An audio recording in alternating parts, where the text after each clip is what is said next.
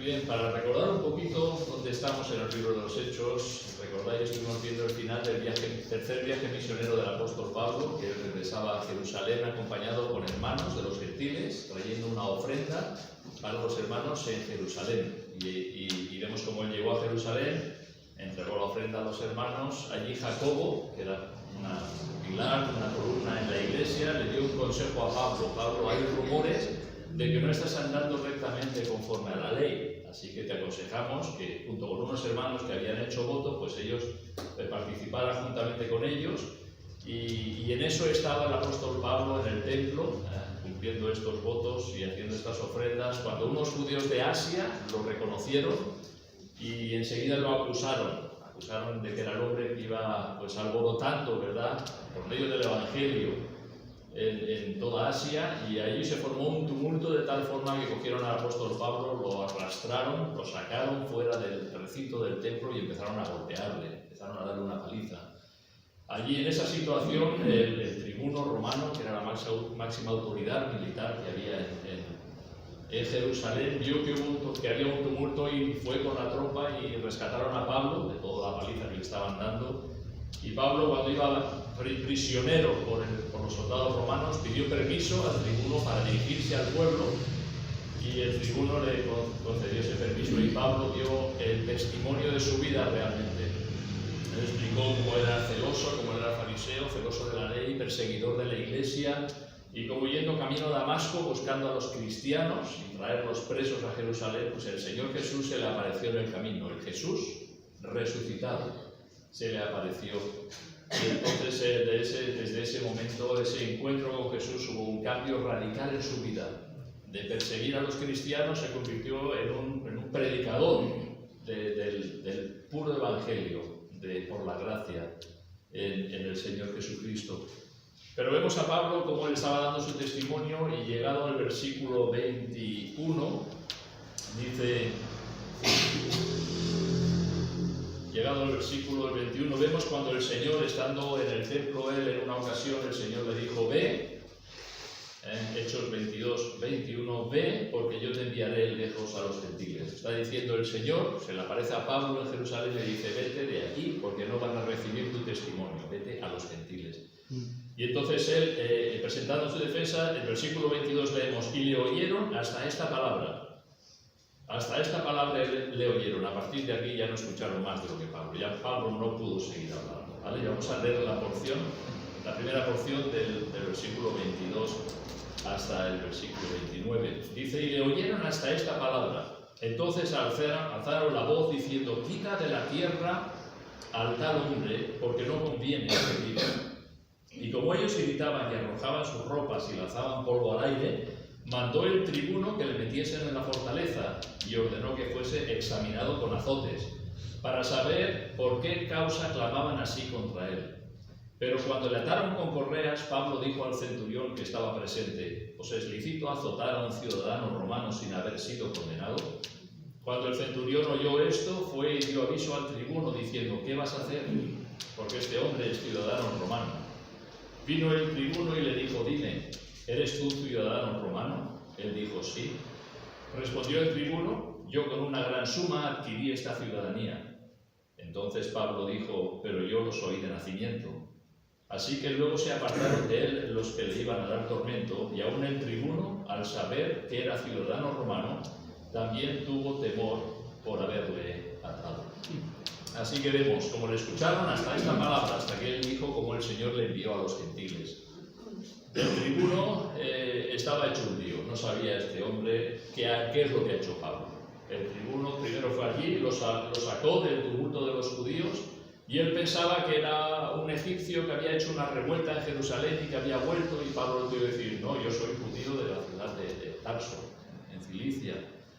Y cuando él habló, dice la Escritura que Pablo presentó su defensa delante de los judíos en hebreo, en su lengua, el arameo en aquel tiempo. Posiblemente el tribuno no entendía el arameo, posiblemente. Él hablaba latín, como ciudadano romano, griego, y la cosa es que él no supo, no sacó nada en claro de que por qué estaban persiguiendo a este hombre y queriendo matarle, pero ¿qué es lo que ha hecho este hombre? y no sacaba nada en claro, al punto que decían: quita de la tierra al tal hombre, porque no conviene que viva. Y fijaros, ¿no? La multitud gritaban, arrojaban sus ropas y lanzaban polvo al aire, o sea, un revuelo impresionante. Y todo esto, pues, el tribuno lo vería y dice: bueno, yo aquí no saco nada en claro. Imaginémonos la escena, ¿no? Pablo allí en las gradas, nos dice, apresado por los soldados, habiendo sido golpeado, arrastrado, hablando al pueblo en su defensa, como digo, en el idioma en arameo, y como de repente le interrumpen y piden su muerte, y era como estar delante de las fieras, era como estar delante de las fieras, ¿sabes? Que estaban clamando porque quita de la tierra a tal hombre. El tribuno lo que decidió es: bueno, como no me he enterado de qué es lo que ha hecho este hombre, pues vamos a examinarlo con azotes. Es un sistema que a lo largo de la historia se ha demostrado que funciona bastante bien, ¿verdad? La tortura, los interrogatorios, la tortura. Mandó el tribuno que le metiesen en la fortaleza y ordenó que fuese examinado con azotes. Dice: ahora me voy a enterar, a ver lo que ha hecho este hombre para que provoque esta actitud en los judíos. Y entonces ordenó que fuese interrogado, examinado con azotes. El azote, dice un comentarista, si es el flagellum, que llaman en latín, era realmente un instrumento de tortura. Eran como unas tiras de cuero donde se ataban en las puntas trozos de metal o huesos. O sea, imagínate, tiras de cuero, en la punta trozos de metal o huesos a un mango de madera. Entonces, realmente aquello era una tortura salvaje, ¿no? Desgarraba la carne de una manera brutal. O sea, no era simplemente latigazos, ¿eh? Esto es si era el instrumento del flagelo. Y muchos morían en estos azotes o quedaban, como en el mejor de los casos, lisiados de por vida. O sea, era algo bastante cruel. La ley romana eximía a sus ciudadanos de tener que sufrir torturas, ¿vale? Y Pablo, conociendo la ley romana, la usó para no sufrir la tortura. El ciudadano romano debía ser juzgado siguiendo los procedimientos legales ante las autoridades competentes. Y en este caso Pablo había sido acusado por los judíos y era el Sanedrín la autoridad competente para juzgarle de tales delitos. En Hechos 22, versículo 25, vemos que le ataron con correas, posiblemente le ataban a un poste, sujeto a un poste para poder azotarle. Cuando le ataban con correas es cuando Pablo dijo al centurión: os es lícito azotar a un ciudadano romano sin haber sido condenado. Entonces el centurión se espantó en ese momento. Pero esto lo que estamos haciendo es una ilegalidad. No podemos azotar a un ciudadano romano si no ha sido juzgado como tiene que ser juzgado. Y el centurión dio aviso a su jefe, que era el tribuno. Por cierto, un tribuno era la máxima autoridad militar que había en Jerusalén y comandaba posiblemente, dicen, de 500 a 1000 soldados en Jerusalén. La representación, el gobierno romano de ocupación estaba en Cesarea y subían a Cesarea para las fiestas, los gobernadores, pero la sede la tenían en Cesarea. Entonces él era el máximo representante de Roma, este tribuno. Y entonces el centurión fue y le explicó: este hombre dice que es ciudadano romano. Y entonces el tribuno pues vino para preguntarle: ¿eres tú romano? Pablo dice: sí. La respuesta que es clara: sí, soy ciudadano romano. Y entonces él seguramente se miraría a Pablo con esa penosa apariencia que tenía en aquel momento y le dice: yo con una gran suma adquirí la ciudadanía romana.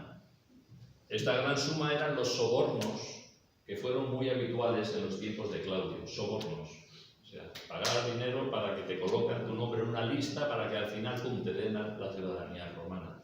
Entonces eso es lo que había hecho el tribuno: yo con una gran suma adquirí la ciudadanía. Y entonces Pablo le respondió que él era ciudadano romano por nacimiento. Por nacimiento. Si Pablo era ciudadano romano por nacimiento, le venía de familia. Posiblemente su padre o su abuelo habían sido recompensados por la ciudadanía romana, por algún favor o favores que habían hecho a Roma, les habían dado a su familia la ciudadanía romana.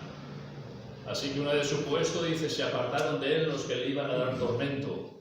Y aún el tribuno, fijaros en el versículo 29, al saber que era ciudadano romano, también tuvo temor por haberle atado. Tuvo temor por haberle atado. Y este hecho causó que Pablo no sufriera los azotes. El tribuno tuvo temor de saber que estaba infringiendo la ley, que él podía después ser acusado de haber infringido la ley de Roma. Hubo otra ocasión en la que Pablo no pudo ni siquiera defenderse. Ahí sí que le dieron azotes con vara, nos dices. ¿Recordáis cuando estuvo en Filipo? Cuando él echó aquel espíritu de adivinación de una joven y entonces cogieron a Pablo y a Silas, nos dice que les azotaron mucho, no con el flagelo, sino con varas, y los pusieron en la cárcel, donde se convirtió el carcelero de Filipo, ¿verdad? Los pusieron ahí en la cárcel. Al día siguiente, si queréis mirar conmigo en el capítulo 16 del libro de los Hechos, al día siguiente dice Hechos 16, 36, dice: y el carcelero hizo saber estas palabras a Pablo, los magistrados han mandado a decir que se os suelte, así que ahora salid y marchaos de aquí. Pero Pablo les dijo: después de azotarnos públicamente sin sentencia judicial, siendo ciudadanos romanos, nos echaron en la cárcel y ahora nos echan encubiertamente. No, por cierto, sino vengan ellos mismos a sacarnos. Y los alguaciles hicieron saber estas palabras a los magistrados, los cuales tuvieron miedo al oír que eran romanos, y viniendo les rogaron, y sacándolos les pidieron que salieran de la ciudad. Entonces, saliendo de la cárcel, entraron en casa de Lidia y, habiendo visto a los hermanos, los consolaron y se fueron. Aquí Pablo no pudo ni defenderse. Aquí de golpe los magistrados cogieron, rasgaron las vestiduras y le dieron de azotes y los metieron en el calabozo. Y Pablo aquí después dice: siendo ciudadanos romanos nos hacen esto y ahora quieren que lo vayamos a escondidas. No, que vengan aquí a sacarnos. Él conocía la ley. Él conocía la ley. Y él sabía que lo que habían hecho era un delito. No nos dice nada de que lo denunciaran. No nos dice nada, ¿no? Pero Pablo podía haber denunciado a aquellos magistrados, a aquellos gobernadores de Filipos ante las autoridades romanas. Mira lo que me han hecho.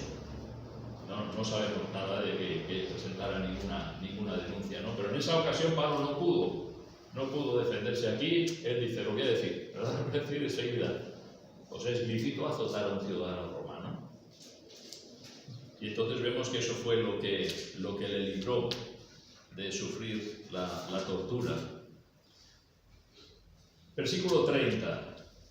Al día siguiente, queriendo saber de cierto la causa por la cual le acusaban los judíos, le soltó de las cadenas y mandó venir a los principales sacerdotes y a todo el concilio. Sacando a Pablo, le presentó a ellos. Esto es el tribuno. El tribuno todavía no sabía qué es lo que Pablo había hecho para ofender de esa manera a los judíos.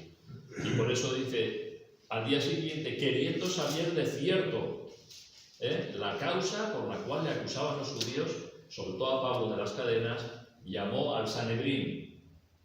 Como digo, la máxima autoridad en Roma era el tribuno, y si el tribuno decía al Sanedrín: os tenéis que reunir, el Sanedrín se tenía que reunir. Entonces reunió, dice aquí, hizo venir a los principales sacerdotes y a todo el concilio. El Sanedrín era esa autoridad político-religiosa de Israel. Estaba formado por 70 hombres, ancianos del pueblo de Israel, y el sumo sacerdote. En realidad eran 71, contando al sumo sacerdote. Y entonces era, como digo, la máxima autoridad político-religiosa de Israel. Pablo pasó la noche encadenado y después de haber sido brutalmente golpeado por una turba, fue llevado delante del Sanedrín. Hay hermanos nuestros, ¿verdad?, que viven experiencias similares de maltratos y sufrimientos. Nosotros no. Nosotros, gracias a Dios, en el país en el que estamos, pues no somos perseguidos por nuestra fe. Pero hay hermanos que sí sufren. Sufren persecución, sufren tortura, sufren cárceles, sufren prisiones. Y nosotros tenemos que dar muchas gracias a Dios por la paz que tenemos, por la libertad que tenemos, que debemos de aprovechar, como decía Javi, hacer obra de evangelista, ¿verdad? Dar testimonio del Señor a otras personas. Es posible que tengamos un rechazo, porque el Evangelio pues, es rechazado por muchas personas, pero no nos van a apedrear, no nos van a azotar, no nos van a pegar, no nos van a encarcelar, ¿verdad? Y tenemos que dar gracias a Dios por ello. La persecución siempre es dolorosa, pero por un lado purifica. ¿Cómo puedes decir eso? Sí, porque el cristiano que es verdadero cristiano se aferra al Señor. Y los que no lo son, huyen, desaparecen, se van. Por eso digo que la persecución purifica la Iglesia y hace que los creyentes pues confíen más en el Señor.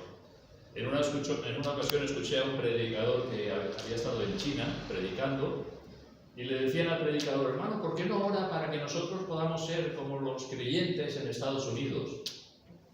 Y el predicador se lo mira y dice: no. Dice: vosotros habéis venido al culto, muchos habéis tenido que andar muchos kilómetros para venir a la reunión. Os habéis sentado en asientos duros o en el suelo. Hace calor. El culto se os hace corto.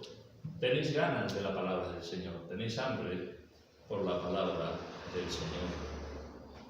Dice: no voy a orar para que seáis como los creyentes de Estados Unidos, que van a la iglesia con sus coches, aparcan en el parking de la iglesia, tienen asientos cómodos en las iglesias, tienen aire acondicionado, que quieren que el culto sea distraído y breve, si es posible, y muchos ni siquiera van a la iglesia con regularidad porque tienen otras ocupaciones. Dice: no voy a orar para que vosotros seáis como los creyentes de Estados Unidos. En todo caso, oraré por los hermanos en América para que tengan el hambre por la palabra de Dios que vosotros tenéis. Es cierto, ¿verdad? Las comodidades lo que hace es que cada vez queremos más comodidad. Cada vez queremos más comodidad y llega un momento que ya aquí estamos... ¿dónde está la lucha del cristiano, verdad? Y la persecución en estos países, pues hay hermanos que realmente, pues ahí están y demuestran que realmente aman al Señor. Caminar kilómetros para poder ir a una reunión, juntarse con hermanos en la fe. Y otros que pueden hacerlo sin ningún tipo de problema. Estoy cansado, o tengo otra cosa que hacer, o hace muy buen día y me voy por la bici, o yo que sé, unen mil cosas, ¿verdad? Y qué cierto es que dice: no voy a orar para que los hermanos, para que vosotros seáis como ellos, sino voy a orar para que ellos sean como vosotros, con hambre por la palabra del Señor. Pero volviendo al juicio de Pablo ante el Sanedrín. Aquel tiempo el Sanedrín era presidido por el sumo sacerdote Ananías, quien ocupó el cargo desde el año 47 al 58 después de Cristo. En aquel tiempo los sumos sacerdotes eran puestos y depuestos por gobernadores romanos o por Herodes o alguno de sus hijos. O sea, prácticamente era como un cargo político. Lo que hoy a veces vemos en política, fue escogido a dedo, ¿no? Tú, aquí, pues así eran escogidos. Y hoy eran sumo sacerdote y dentro del mes que viene, que ha cambiado el gobernador, pues cambiaba el sumo sacerdote, en los tiempos de Jesús, ¿vale? Eran puestos y depuestos, pues uno detrás de otro. De hecho, si ves la lista de los sumos sacerdotes, ves que hay uno que fue sumo sacerdote un día, y al día siguiente ya lo depusieron y fue otro, y bueno, es curioso, ¿no? Pero era sumo sacerdote Ananías. El historiador Josefo, hablando de este Ananías, dice varias cosas acerca de él. En primer lugar, dice que se apropió de los diezmos que habían de ser para el sostenimiento de los sacerdotes. O sea que aprovechaba su posición para quedarse con el dinero que era para los sacerdotes en el servicio del templo. La tradición rabínica preservó una canción que hablaba acerca de la gula de este hombre. O sea, se ve que, pues eso, no solamente se quedaba con el dinero de los demás, sino que se pegaba los banquetes y era dado a la gula. Y en el año 66 fue asesinado por unos celotes en una revuelta a los judíos. Fue asesinado en el año 66. Así que Ananías, quien debía de juzgar con justicia a Pablo, tenía una dudosa reputación. Podemos verlo en estos versículos, vamos a leer los siguientes versículos, del 23, capítulo 23, versículo del 1 al 11 leemos. Entonces Pablo, mirando fijamente al concilio, dijo: varones hermanos, yo con toda buena conciencia he vivido delante de Dios hasta el día de hoy. El sumo sacerdote Ananías Ordenó entonces a los que estaban junto a él que le golpeasen en la boca. Entonces Pablo le dijo: Dios te golpeará a ti, pared blanqueada. ¿Estás tú sentado para juzgarme conforme a la ley y quebrantando la ley me mandas golpear? Los que estaban presentes dijeron: ¿al sumo sacerdote de Dios injurias? Pablo dijo: no sabía, hermanos, que era el sumo sacerdote. Pues escrito está: no maldecirás a un príncipe de tu pueblo. Entonces Pablo, notando que una parte era de saduceos y otra de fariseos, alzó la voz en el concilio: varones hermanos, yo soy fariseo, hijo de fariseo. Acerca de la esperanza y de la resurrección de los muertos se me juzga. Cuando dijo esto se produjo disensión entre los fariseos y los saduceos, y la asamblea se dividió, porque los saduceos dicen que no hay resurrección ni ángel ni espíritu, pero los fariseos afirman estas cosas. Y hubo un gran vocerío, y levantándose los escribas de la parte de los fariseos contendían diciendo: ningún mal hallamos en este hombre, que si un espíritu le ha hablado o un ángel, no resistamos a Dios. Y habiendo grande disensión, el tribuno, teniendo temor de que Pablo fuese despedazado por ellos, mandó que bajasen soldados y le arrebatasen de en medio de ellos, y le llevasen a la fortaleza. A la noche siguiente se le presentó el Señor y le dijo: ten ánimo, Pablo, pues como has testificado de mí en Jerusalén, así es necesario que testifiques también en Roma. Así que vemos aquí varias cosas. Este Ananías, que era el que presidía el Sanedrín, después de que Pablo dijo estas palabras, de yo con toda buena conciencia, versículo 1, yo con toda buena conciencia he vivido delante de Dios hasta el día de hoy. Vemos cuál fue la reacción de este Ananías, de este sumo sacerdote. Dar orden para que golpeasen a Pablo en la boca. Vemos a Pablo, en primer lugar, mirando, dice, fijamente al concilio. O sea, imagínate, él allí, para interrogarle, acusado, él mira fijamente al concilio. Como que su vista se paseaba por aquellos 70 hombres allí reunidos, ¿verdad? Y en segundo lugar, vemos que les habla con respeto. Cuando dice varones hermanos, él como judío estaba ante judíos a quienes deseaba llevar a Cristo, ¿verdad? Y en tercer lugar vemos cuál es su sentir delante de Dios. Y su sentir es: yo con toda buena conciencia he vivido delante de Dios hasta el día de hoy. Qué palabras, ¿verdad? Qué palabras. No, mi conciencia no me acusa de haber hecho nada en contra de la ley o en contra del pueblo de Israel. Mi conciencia está tranquila. La conciencia no le acusaba de haber hecho algo malo y pone a Dios por testigo. Pablo volvió a decir las mismas palabras en el siguiente capítulo, versículo 24, delante de Félix. También dice: por esto procuro tener siempre una conciencia sin ofensa ante Dios y ante los hombres. Qué manera de vivir, ¿verdad? Qué manera de vivir. Procuro tener una conciencia sin ofensa ante Dios y ante los hombres. Que nadie tenga nada que señalar o que acusar de que he hecho algo incorrecto. Y ahí sacamos nosotros una lección para nuestras vidas, ¿verdad? Vivir de esa manera. Vivir sabiendo de que lo que estamos haciendo es lo correcto delante de Dios y de los hombres. Y que nuestra conciencia no nos acusa. Esta debería ser la vida de todo cristiano.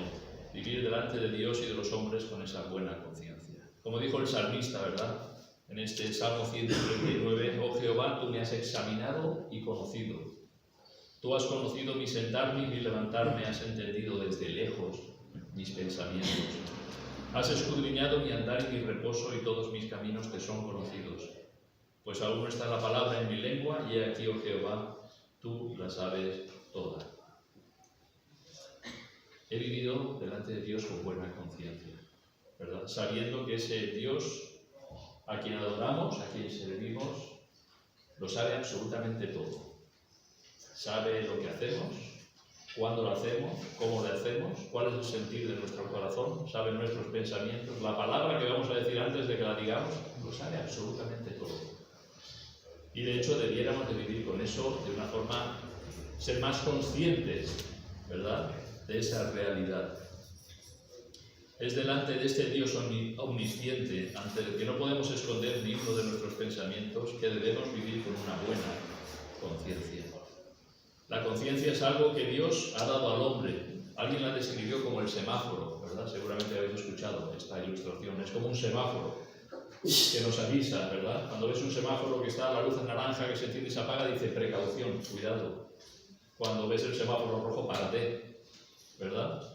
La conciencia es como ese semáforo que nos avisa, Si vamos bien, la luz está verde. Pero si hace que parpadea la luz naranja, cuidado, que esto... Y hacemos bien cuando ponemos a atender a las llamadas de nuestra conciencia. Como digo, es algo que Dios ha dado al ser humano. La conciencia es el reconocimiento moral de lo que está bien y de lo que está mal. Todo ser humano ha escuchado esa voz interior de su conciencia, ¿verdad? Si has hecho algo que no está bien, pues siendo niño, ¿verdad? El típico niño que pasa por una tienda y coge un caramelo, la conciencia le está diciendo algo, que no te pille, que lo que has hecho no está bien. Eso no está bien, y lo oye, ¿verdad?, en su interior. Esa es la conciencia, que te dice lo que está bien y lo que está mal, ¿verdad? Sí que sabemos que después hay personas que pueden llegar a cauterizar su conciencia, a ser insensibles, a que todo les da igual, ¿verdad? Han llegado a cauterizar su conciencia. Pero qué diferente ha de ser la vida del cristiano, saber que vivimos delante de Dios, ¿verdad? Delante de Dios. Y que podamos decir como Pablo, he vivido con una buena conciencia delante de Dios. No hace mucho escuché una noticia, creo que lo comentamos en el culto de oración, de un hombre que había asesinado a una mujer y a su hija y los había enterrado en el patio de su cárcel. Habían pasado 20 años. 20 años desde que cometió ese crimen. Y cuando ya este hombre estaba enfermo ya terminal, a punto de morir, confesó que él había cometido ese crimen. Y fueron a ver si era verdad, y mientras que fueron a ver si era verdad, este hombre falleció. Y descubrieron que sí, que era verdad lo que había dicho. Ahora, podemos imaginar 20 años. La conciencia de ese hombre les tuvo que estar torturando día tras día de lo que había hecho. La conciencia acusándole día tras día. 20 años aguantando ese crimen tan horrible que había hecho. Sin encontrar alivio, sin encontrar descanso, ¿verdad? Tratar de esconder ese crimen que había cometido. Su conciencia acusándole día y noche. Y al final de sus días, que él pensaría, bueno, de esta ya no me juzgan, se iba a presentar delante del juez de jueces, delante del Señor, a quien no podemos esconder nada, y ahí sí que va a tener que dar cuenta. Y es cierto que hay muchos delitos que se cometen en este mundo que parece que quedan impunes, pero no escapan delante del Señor, ¿verdad? Y allí hay que dar cuenta. Pero la conciencia de este hombre, imagínate, saber que has hecho algo mal y estar ahí, ¿verdad? Día tras día. Tiene que ser como una carcoma que entra en un mueble y que va agujereando y va comiendo la polilla y tiene que carcomer, ¿verdad? Qué diferente es cuando alguien realmente se arrepiente de sus pecados, confiesa sus pecados, pide perdón, se descarga del peso del pecado y halla el perdón en el Señor. Porque el Señor a que Él viene, no hay pecado que el Señor lo perdone, por muy horrible que sea. El único pecado que el Señor no perdona es no creer en Él. La incredulidad. Si uno rechaza a Dios, eso no hay perdón para eso. Todos los demás pecados, por muy horribles que seas, hay perdón en el Señor. La obra de Cristo, la gracia de Dios es superior, ¿verdad? Cuando el pecado abundó, sobreabundó la gracia, ¿verdad? Es más grande. Entonces, ahí tenemos ese ejemplo, ¿verdad? Gracias a Dios, ¿verdad? Por la conciencia, esa voz interior que nos avisa del peligro, que es como ese semáforo.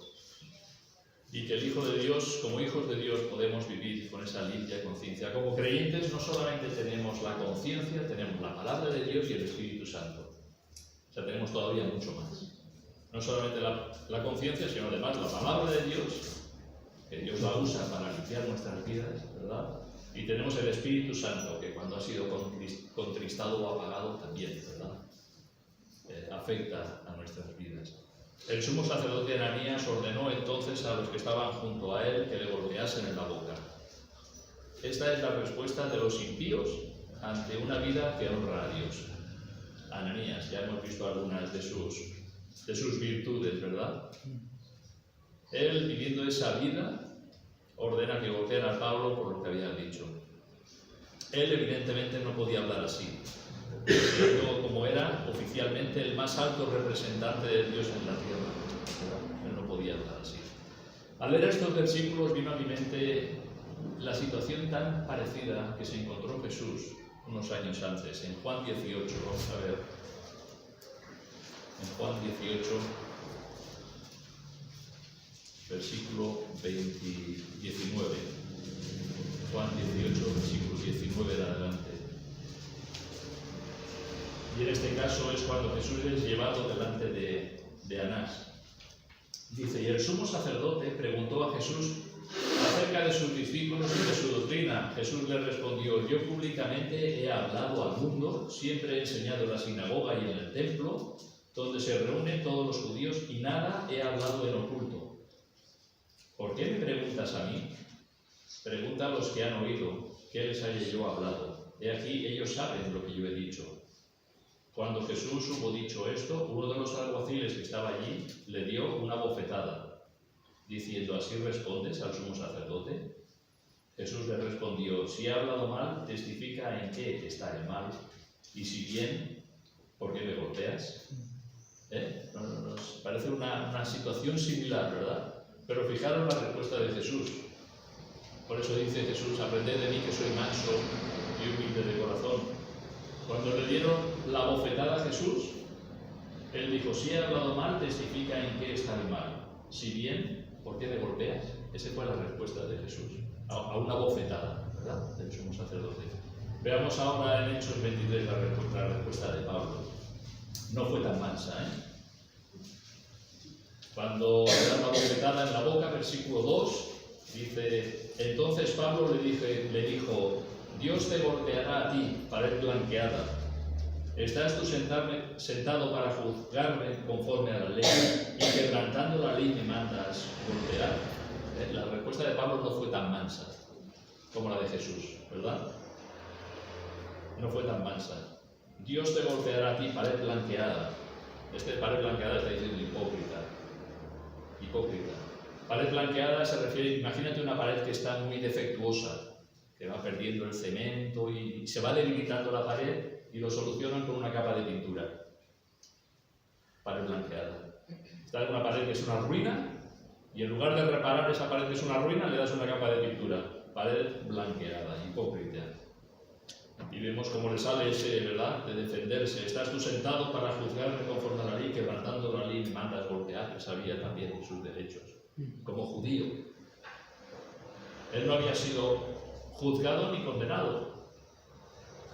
Y ya después de esa primera, lo primero que dice, le dan una bofetada en la boca, ¿verdad? Su reacción, la reacción de Pablo fue recriminarle que lo que él estaba para hacer justicia y lo que estaba era actuando injustamente. No estaba respetando la presunción de inocencia, ¿verdad? Pared blanqueada, hipócrita. En el versículo 4 le dicen los que estaban presentes, ¿al sumo sacerdote de Dios injurias? El sumo sacerdote en aquellos días no era el mismo al que Pablo, cuando perseguía a la iglesia, pidió cartas para ir a los cristianos que estaban en Damasco. ¿Recordáis que él dice? He ido al sumo sacerdote y me ha dado cartas para la sinagoga en Damasco para traer presos a los cristianos. Este sumo sacerdote no era el mismo. Pablo no lo conocía. Pablo había estado muchos años fuera de Jerusalén y él no conocía de vista quién era el sumo sacerdote. Aparte de eso, dice al estar tanto tiempo fuera de Jerusalén, no conocía de vista quién era ese sumo sacerdote. Y entonces en el versículo 5, Pablo dijo, no sabía, hermanos, que era el sumo sacerdote. Pues escrito está, no maldecirás a un príncipe de Israel. Enseguida reconoce y muestra lo que dice la ley. En Éxodo 22, 28, no injuriarás a los jueces ni maldecirás a un príncipe de tu pueblo. No sabía, hermanos, que era el sumo sacerdote. Por muy justo que fuese, ¿verdad? Debía ese respeto que la palabra de Dios le daba como príncipe del pueblo. Entonces Pablo, versículo 6, notando que una parte era de saduceos y otra de fariseos, alzó la voz en el concilio, varones hermanos, yo soy fariseo, hijo de fariseo. Acerca de la esperanza y de la resurrección de los muertos se me juzga. Aquí Pablo parece que cambió de estrategia. Empezó hablando de su conciencia, yo no he hecho nada en contra de la ley, ni contra el pueblo de Israel. Y aquí cambió de estrategia y vio cómo era ese Sanedrín y sabía que en el Sanedrín había como dos facciones principales, como dos grupos políticos religiosos, podríamos decir. Estaba a la izquierda y estaba a la derecha. ¿Os suena de algo? Estaban los conservadores y estaban los liberales. Nos suena, ¿verdad? Parece que pues sigue igual, todo sigue igual. Y esos dos grupos están enfrentados, aunque están todos en el Sanedrín, están los saduceos, que creen una cosa, y los fariseos, que creen otra. Y ahí se lía también entre ellos. Los saduceos, el sumo sacerdote solía ser saduceo. Venían de los saduceos. Ellos creían en la Torá, pero no reconocían las tradiciones añadidas, ¿vale?, que los fariseos sí reconocían. Los saduceos eran más liberales que los fariseos. No tenían tanto problema para amoldarse a la cultura helenística de los griegos o adaptarse a los romanos. Ellos se adaptaban más a la situación política que les envolvía, ¿no? No tenían tanto problema como los fariseos. No creían, como vamos a ver en estos versículos, ni en la resurrección, ni en ángeles, ni en espíritus. O sea, estas cosas ellos no creían en nada de esto. Los fariseos eran los conservadores, ¿vale? Los saduceos eran los liberales, que eran más así. Los fariseos, los conservadores, eran moralmente más estrictos conforme a la ley. Eran celosos del cumplimiento de la ley y de todas las tradiciones que habían ido añadiendo a lo largo de los años. Incluso siendo mandamientos de hombres, ellos habían dado el estatus de ley de Dios. Ellos eran, los fariseos, los puros, los separados, los celosos de la ley. Como alguien dijo, eran de los judíos, lo mejor eran los fariseos. A pesar de, como el Señor les llama tantas veces, hipócritas, ¿verdad? Pero de lo mejor que había de los judíos era de los fariseos. Ellos sí creían en la resurrección y en ángeles y espíritus. Pablo dijo, yo soy fariseo, hijo de fariseos. Ahí es cuando se lía, ¿verdad? Él presenta la esperanza de la resurrección de los muertos. Dice, acerca de la esperanza de la resurrección de los muertos se me juzga. Realmente la fe de los fariseos en cuanto a la resurrección era la misma fe que Pablo tenía como cristiano, de que hay resurrección. Recordáis en 1 Corintios 15, ¿verdad? Si los muertos no resucitan, van en nuestra fe, tampoco Cristo resucitó. Creían en la resurrección, los fariseos creían en la resurrección. Y de hecho hubieron fariseos que se convirtieron a la fe, al Señor Jesucristo, ¿verdad? Y luego vemos en los últimos versículos, bueno, lo hemos leído ya, en los versículos del 7 en adelante, cómo se formó esa algarabía. Pablo ya no pudo decir ni una palabra. Era tal el revuelo que el tribuno tuvo temor, dice, de que Pablo fuese despedazado, como por ellos, como el que está en medio de unas fieras. El tribuno que estaba allá y que llevó a Pablo para que fuera juzgado para el Sanedrín, para ver si me entero de qué es lo que ha hecho este hombre, para saber qué es lo que ha hecho, ¿verdad? ¿Cuáles son sus delitos? Pues tampoco sacó nada en claro. Pablo fue llevado de vuelta a la fortaleza y el tribuno, como digo, no consiguió sacar nada en claro. Seguía sin saber lo que había provocado esa reacción hostil de los judíos hacia Pablo. En aquel momento Pablo no sabía qué sería de él. Él no tenía ni idea qué sería de él. Se estaba cumpliendo lo que Agabo el profeta le había dicho, que en Jerusalén te esperan ser atado, se ha llevado prisionero, lo que el Espíritu le había dicho en muchos lugares, ¿verdad? De que le esperaban prisiones y Pablo lo sabía, pero no sabía qué sería de él. Se estaba verdaderamente cumpliendo eso, pero no sabía. No sabía si viviría un día, dos, una semana, un mes, años, no tenía ni idea de su vida. Pero tuvo una visita gloriosa aquella noche. Y la encontramos en el versículo 11.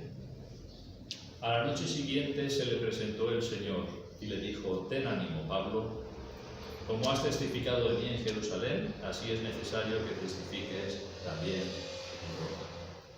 El Señor se le aparece a Pablo y le dice estas preciosas palabras, ¿verdad? En primer lugar, ten ánimo, Pablo, ten ánimo. Me acaban de pegar, estoy con cadenas, estoy en la cárcel, voy al Sanedrín, casi me despedazan allí, todos gritando, unos contra otros, los saduceos con los fariseos. Estoy aquí, prisionero, el tribuno que no sabe lo que hacer. Y el Señor dice: ten ánimo, Pablo, ¿verdad? En medio de la soledad de la prisión, en medio de las cadenas que tienes puestas, en medio de los feroces acusadores que tiene, le dice el Señor: ten ánimo, ¿verdad? Ten ánimo. Qué palabras del Señor en ese momento tan crítico en la vida del apóstol Pablo. Y qué bueno es cuando nosotros también, estando en situaciones difíciles, podemos escuchar al Señor por medio de su palabra. Ten ánimo, confía en mí. Yo sé lo que estás pasando. Yo sé la situación en la que te encuentres. Yo sé absolutamente todo. Y el Señor viene y te da esas palabras de ten ánimo. Porque Él fue aquel que sufrió los sufrimientos más injustos. Los golpes más injustos, los desprecios, los escupitajos, las burlas, la muerte. Y Él es el que dice: ten ánimo. Porque yo sé lo que estás pasando. Él ha pasado por ello. El Señor ha pasado por ella antes, ¿verdad? Antes de ir a la cruz. Y le dice: ten ánimo, Pablo, yo estoy contigo y sé lo que estás sufriendo. En segundo lugar, el Señor aprueba su testimonio. Dice: como has testificado de mí en Jerusalén. Aprueba el testimonio de Pablo. Ese testimonio que él dio delante de los judíos de cómo Jesús resucitado, que habían crucificado años antes en Jerusalén. Aquel Jesús que dijo que resucitaría, se le había aparecido camino a Damasco, y él dio testimonio. Y el Señor le dice: como has testificado de mí en Jerusalén, ¿verdad? Y dice, en tercer lugar, el Señor le da una profecía. Dice que sin duda tendría su cumplimiento. Dice: así es necesario que testifiques también en Roma. Le está diciendo el Señor: Pablo, darás testimonio de mí en el corazón del imperio, en Roma. Así que ten ánimo. Sabemos que Pablo tenía deseos de ir a Roma, pero en ese momento él no tenía ni idea si podría salir de ahí. Y el Señor le da una promesa, le da una profecía, ¿verdad? Como has testificado de mí en Jerusalén, así es necesario que testifiques en Roma. Y él, con eso, él estaba tranquilo. Él sabía que eso se iba a cumplir, que podía pasar lo que pasara.